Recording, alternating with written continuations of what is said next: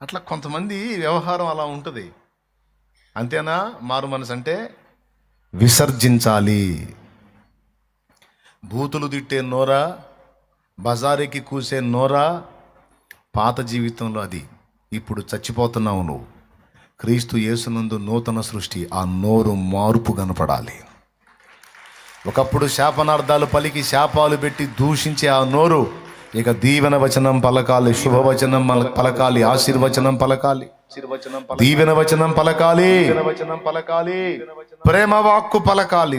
దూషణ, శాపము అనేవి ఇక నోట రాకూడదు. అది మారు మనసుకు తగిన ఫలం.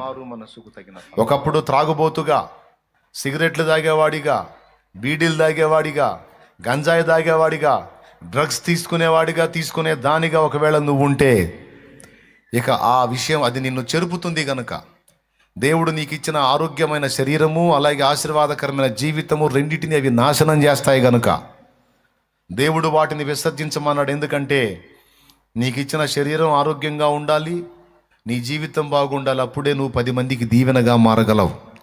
నిన్ను దేవుడు భూమి మీద పుట్టించినందుకు నీ జన్మను సార్థకం చేసుకోగలవు. పరిశుద్ధత కోల్పోయినా, ఆరోగ్యం కోల్పోయినా, రెండూ కోల్పోతే మనం దేవుని కొరకు బతకలేము, సమాజానికి దీవెనగా ఉండలేం. అందుకే పరిశుద్ధత కాపాడుకోవాలి, హెల్త్ కూడా కాపాడుకోవాలి. హెల్త్ని చెడగొట్టే వాటిని విసర్జించాలి. నువ్వు మందు తాగితే దేవుడికి ఏం కిక్కెక్కదో. అబ్బాయి నువ్వు తాగుతుంటే నాకు ఎక్కుతుందిరా, తాగవాకరా అనేదానికి లేదు. నువ్వు తాగితే నీకే ఎక్కిద్ది. అయితే నువ్వు తాగితే దేవుడు నీకు ఇచ్చిన ఆరోగ్యవంతమైన 2 అవయవాలు, లివరు మరియు కిడ్నీలు 2 పోతాయి. అయిపోయినప్పుడు కనీసం 70, 80, 90 ఏళ్ళు బతకాల్సిన నువ్వు 30, 35 ఏళ్ళకే పోతావు. అందుకని నీ దేహాన్ని నాశనం చేసే వాటిని, అది సిగరెట్ అయితే లంగ్స్ ఖరాబ్ చేసేది, ఊపిరితిత్తులు. గుట్కా ఖైనీ అయితే నీ దవడ క్యాన్సర్ బారిన పడుతుంది. మద్యపానం అయితే నీ లివర్ని, నీ కిడ్నీలు అనేది డ్యామేజ్ చేస్తుంది. ఇంకా విచ్చలవిడి వ్యభిచార పాపం అయితే రకరకాల రోగాలకు నువ్వు ఇదైపోతావు. అందుకే నిన్ను పాడు చేసేవన్నీ కూడా విసర్జించమన్నాడు. ఎందుకు? నా శరీరంతో నేను ఏమైనా చేసుకుంటానండి, దేవునికేం అని నువ్వు అంటావని ఆయనకు తెలుసు. ఆయన ఏం చెప్తున్నాడంటే, నీ శరీరం నీకు ఇచ్చిందేరా, కానీ దాని ఆరోగ్యాన్ని కాపాడాల్సిన బాధ్యత నీదే. కొంతమంది నేను మందు తాగట్లేదు, సిగరెట్ తాగట్లేదు, వ్యభిచారం చేయట్లేదు, నేను గుట్కాలు ఖైనీలు తింటలేదు, నేను ఇవేవి చేయటం లేదు, కాకపోతే టయానికి తిండి తింటలేదు అంటావా? అది కూడా కేసే. నీకు తెలుసు అది కూడా తప్పే. టయానికి నువ్వు తిండి తినకపోవటం, టయానికి నిద్రపోకపోవటం, దేవుడు నీకు ఇచ్చిన ఆరోగ్యవంతమైన శరీరాన్ని పనికిమాలిన ఆలోచనలతో, వ్యర్థమైన వాటిని చూస్తూ, నిద్రని పాడు చేసుకుంటూ, దిగుళ్లతో, ఆవేదనతో, ఆలోచనలతో కృంగదీసుకుంటూ నీ అవయవాలను నువ్వే పాడు చేసుకోవటం కూడా మందు దాగిన పాపంతో సమానం. ఇది రాసుకో, మర్చిపోతావు మళ్ళీ. ఇదేముంది, నేను మందు తాగట్లా, సిగరెట్లు తాగట్లా, బీడీలు తాగట్లా, గుట్కాలు తింటలా, సొట్టలు తాగట్లా, వ్యభిచారాలు చేయట్లా, కాకపోతే వైనం తైనం లేకుండా ఉపవాసాలు ఉంటున్నాను అంటే కేసే అది. నీకు దేవుడిచ్చిన ఆరోగ్యవంతమైన దేహము, దేవాలయము లాంటి శరీరమును జాగ్రత్తగా కాపాడుకొనుట నీ బాధ్యతే. నువ్వు దేవుని యందు విశ్వాసం ఉంచుచున్నావా? నువ్వు దేవుని నమ్ముచున్నావా? అట్లయితే టయానికి తినాల్సిందే, టయానికి నిద్రపోవాల్సిందే.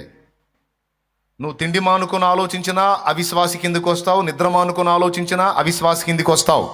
దయచేసి రాసుకోండి ప్లీజ్, చదువుకున్నోళ్ళు టప్ టప్ టప్ నోట్ చేసుకోండి.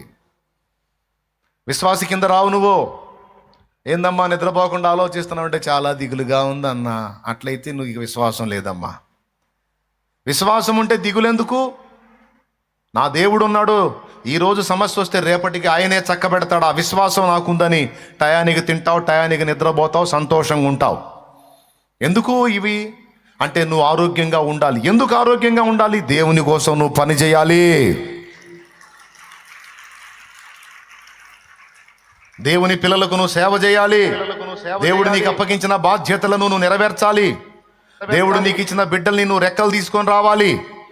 దేవుడు నీకు ఇచ్చిన బాధ్యతలు నువ్వు సరిగా నెరవేర్చాలంటే దేవుడు చెప్పిన ప్రకారం విశ్వాసం గలదానివై, విశ్వాసం గలవాడివై, టయానికి తినాలి, టయానికి నిద్రపోవాలి. పాపం తాగుబోతోళ్ళని తిరిగిపోతోళ్ళని చూసి వాళ్ళు వ్యసనాలు వాళ్ళు పోతారు, వాళ్ళు ఉండరు అంటే నువ్వు నిర్లక్ష్యం చేస్తే నువ్వు కూడా పోతావు. నేను నిర్లక్ష్యం చేస్తే నేను కూడా పోతా. ఇక్కడ అందరికీ ఒకే శరీరం. వాడేం తాగి పాడు చేసుకుంటున్నాడు, నువ్వేం తినక పాడు చేసుకుంటున్నావు. మరి టయానికి తిండి తినకపోతే గ్యాస్ ప్రాబ్లం వస్తుంది, టయానికి తిండి తినకపోతే రక్తహీనత వచ్చింది, రకరకాలుగా శరీరంలో అవయవాల్లో మార్పులు వస్తాయి. కొంతమంది కరెక్ట్గా వాటర్ తాగరు, తొందరగా కిడ్నీలు ఖరాబ్ అవుతాయి. చక్కగా దేవుడు నియమించిన ప్రకారం రోజులో కనీసం తగినన్ని నీళ్లు తాగాలి, టైంకి ఆహారం తీసుకోవాలి, టైంకి నిద్రపోవాలి. ఇప్పుడు సెల్ ఫోన్ దయ్యం వచ్చి ఒకటి పడింది, ఇక పండుకుంటే